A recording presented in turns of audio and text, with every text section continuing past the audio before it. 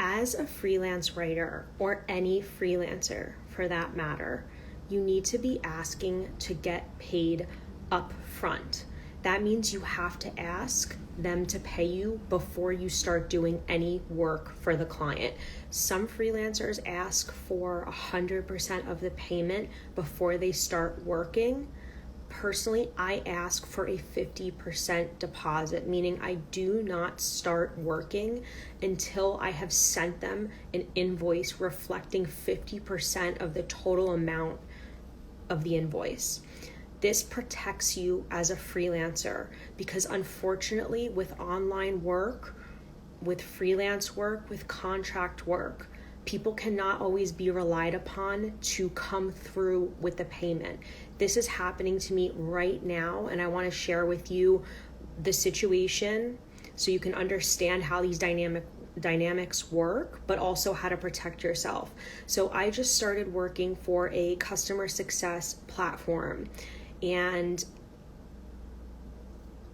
I don't think they really have it all together in their content department, which is fine. They're going through a lot of changes. However, I was assigned about 5 blog posts. I invoice them 50% upfront, meaning I get introduced to their finance department and send my invoice before I begin writing. And I basically laid out my process. Hey, I'm going to send you these outlines for this work. Please approve the outline so I know that I'm on the right track before I go down this road of writing all this long form content. So I spend a good, I'm going to say 3 days outlining, because if you guys have heard me talk about my writing process, outlining long form content is actually the most lengthy part of the writing process. People think the actual writing is the long part. Really, it's the outlining. It's getting all of the information that you're going to include into these outlines. And as a content writer, it really is a best practice to get approval from your client, at least in the beginning when the relationship is new. You want to get approval to make sure that you don't write 3,000 words and then find out that it's all wrong. So I spend about 3 days creating these outlines, and I send them his way, and I said, please let me know if I can start writing. And I never hear back. I'm going to say 2 weeks goes by. So I start sending emails. Hey, are we still on for this? Do you still want to work with me? Silence.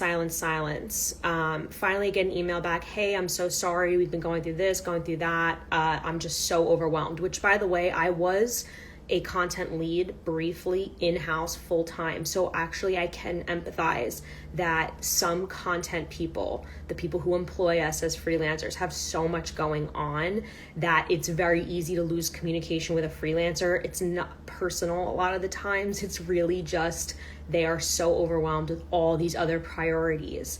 So it's not personal, and I understand that.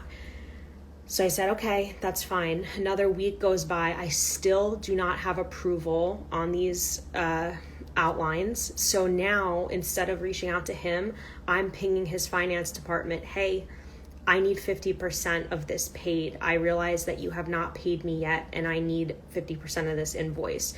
And why that's so important is because now I'm covering myself, because I spent 3 days outlining these blog posts that took a lot of information, a lot of time, a lot of research, a lot of effort.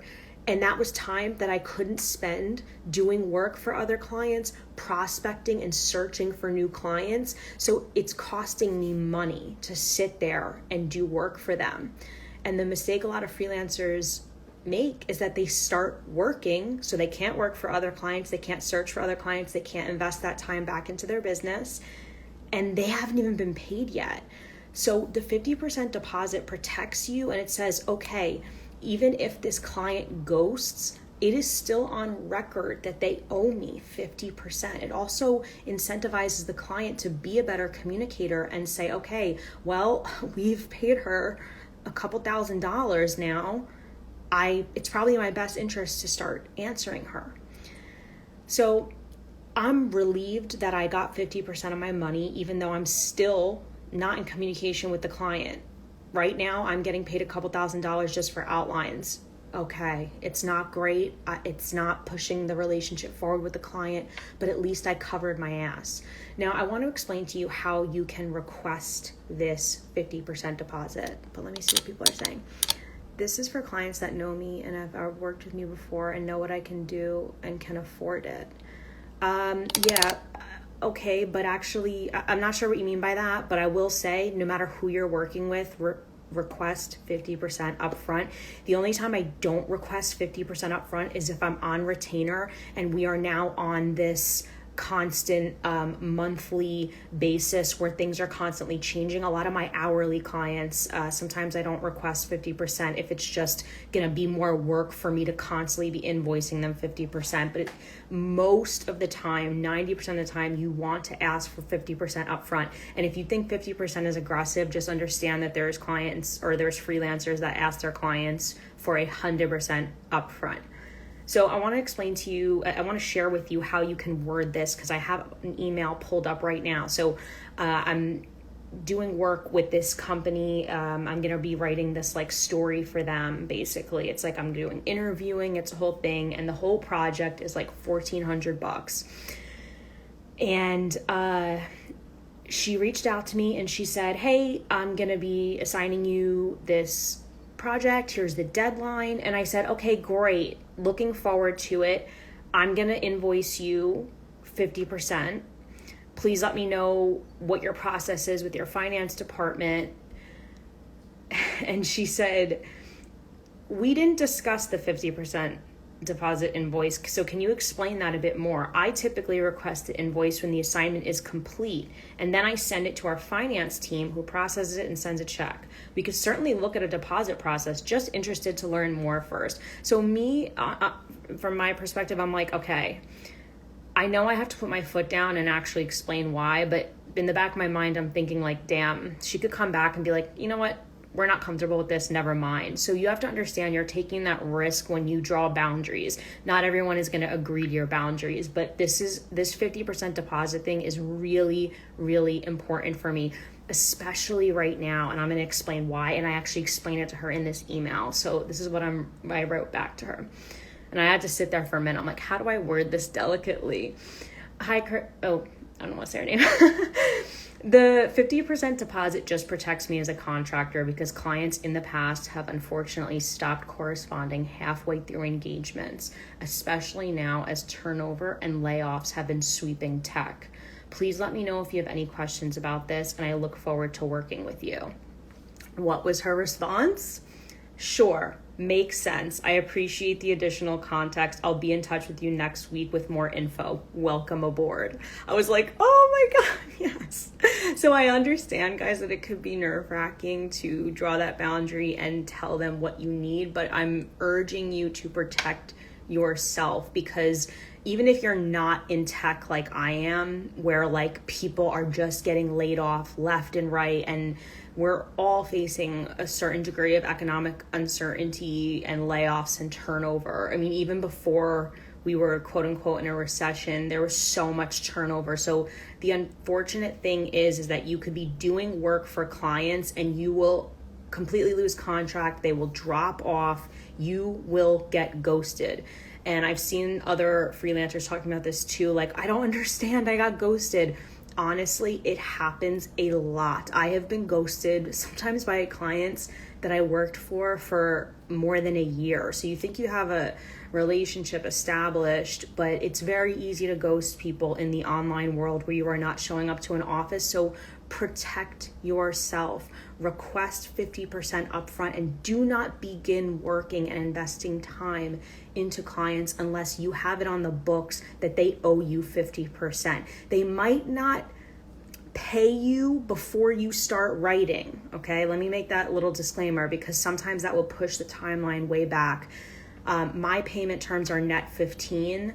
And most clients respect my payment terms, do not ask for net 30, net 60. A lot of these clients will come to you and say, oh, we do net 30, net 90, net 60. No, net 15, meaning you please get to work on my invoice and send it to your finance department as soon as you get it so that I can get paid. These things do take time. So I'm not suggesting that you just like completely stop writing until you have this check hit your bank. However, at least cover your bases by having it on the books that this company owes you 50%.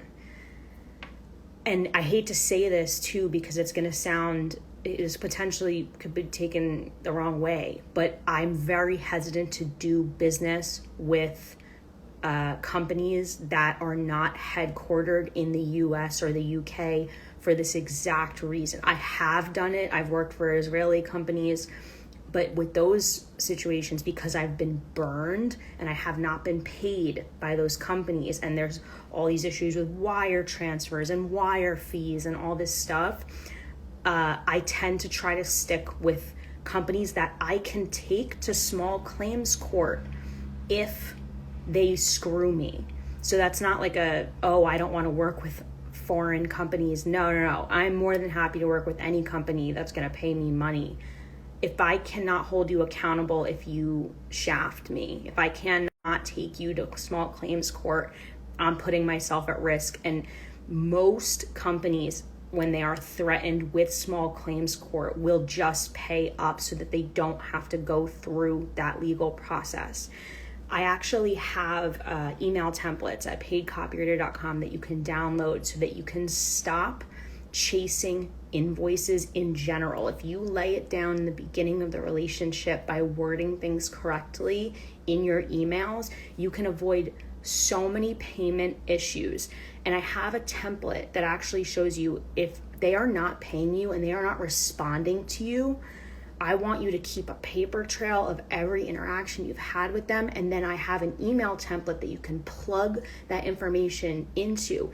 And when that client sees a list of everything that you've kept track of, hey, I invoiced you on this date, here's what we agreed, I emailed you on this day, no answer, I emailed you on this day, no answer. When they see that you are gathering proof, it's scary to them and it pushes them to pay you. We deserve to get paid.